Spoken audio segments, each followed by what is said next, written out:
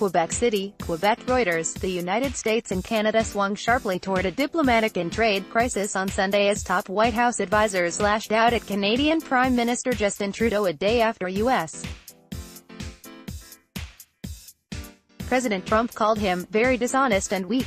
The spat drew in Germany and France, who sharply criticized Trump's decision to abruptly withdraw his support for a Group of Seven communique hammered out at a Canadian summit on Saturday, accusing him of destroying trust and acting inconsistently. Canadian Foreign Minister Chrystia Freeland responded to the White House comments by saying that Canada will retaliate to U.S. tariffs in a measured and reciprocal way and that Canada will always be willing to talk. Canada does not conduct its diplomacy through ad hominem attacks. And we refrain particularly from ad hominem attacks when it comes from a close ally, Freeland told reporters in Quebec City on Sunday. White House economic advisor Larry Kudlow accused Trudeau of betraying Trump with polarizing statements on trade policy that risked making the U.S. leader look weak ahead of a historic summit with North Korean leader Kim Jong-un.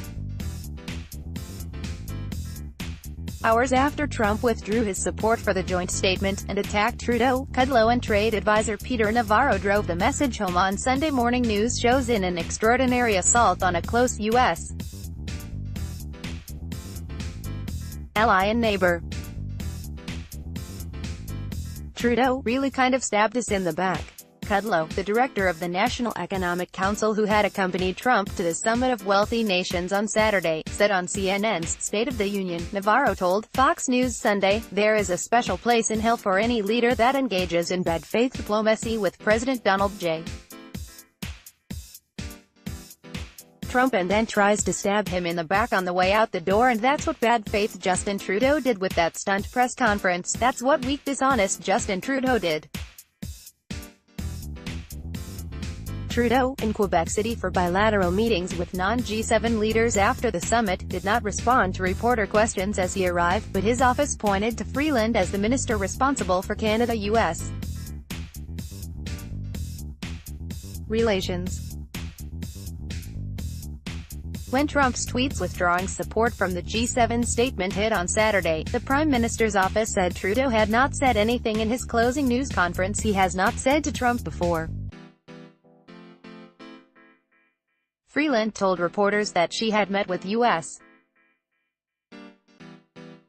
Trade Representative Robert Lighthizer on Friday and would speak to him later on Sunday, adding that she believes a deal to renew the North American Free Trade Agreement is still possible. "We are convinced that a modernization is perfectly possible. We are convinced that common sense will triumph," she said. Some 75% of Canadian exports go to the United States, making Canada uniquely vulnerable to a U.S.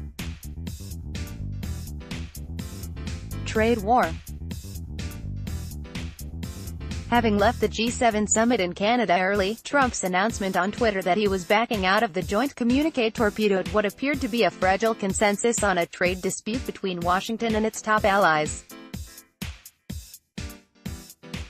The G7 was a forum for friends, democracies with the same value system, to discuss issues of common interest. Now there is a question mark over that. But it did not start with this G7, but with the election of Donald Trump, said a European official.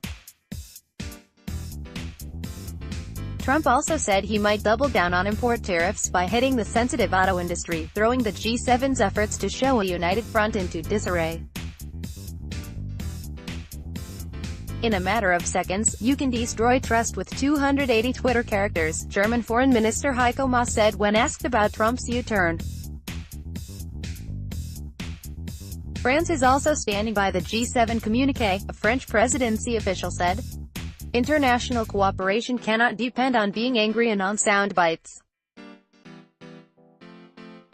Let's be serious, the French official, speaking on condition of anonymity, added. Trump has infuriated the European Union, Canada and Mexico by imposing tariffs on steel and aluminum imports. This is of great concern to the G7. I do not know where we go from here. It is impossible to predict what Trump will do next, said a senior G7 official on the summit outcome. Europe's answer must be to stick even closer together, defend its interests and strengthen alliances with countries such as Japan and Canada, Moss said. The world as we know it, namely the US-led rules-based multilateralism, is now in serious danger of unraveling, as illustrated at the G7 meeting, said Eric Nielsen, chief economist at UniCredit Bank. In his news conference, Trudeau had spoken of retaliatory measures that Canada would take next month in response to Trump's decision to slap tariffs on steel and aluminum imports. Additional reporting by Jan Stropczewski in Quebec City. Doina Chiaku and Sarah Lynch in Washington, Michael Nienaber in Berlin, and Emmanuel Jerry and Dominic Vidalon in Paris. Editing by Meredith Mazzilli. Download. Do you have information you want to share with HuffPost? Here's how.